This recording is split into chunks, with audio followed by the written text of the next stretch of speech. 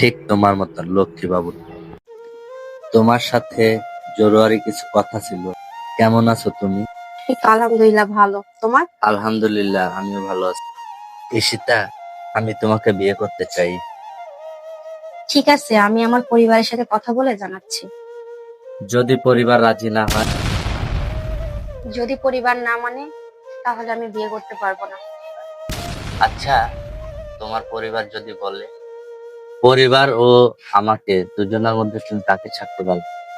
তুমি কি থাকতে পারবে আমাকে ছাড়া? ঈশিতা শোনো, ঈশিতা কোথায় যাচ্ছ? কি ব্যাপার, তুমি কান্না করছো কেন? তুমি তো আমাকে ইচ্ছাকৃত ভাবে ছেড়ে আসছো। তো তুমি কি চাচ্ছ, তোমার জন্য আমি আমার ফ্যামিলিকে ছেড়ে দেই?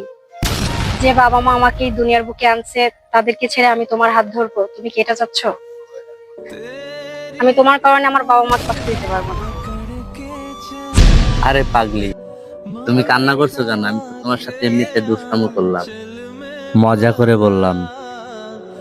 আর যে মেয়ে তার বাবা মাকে ছাড়তে পারে না, সে কি করে আমাকে ছাড়বে? আমি তোমার বাবা মাকে মানিয়ে আমি তোমাকে বিয়ে করে আমার বউ বানাবো।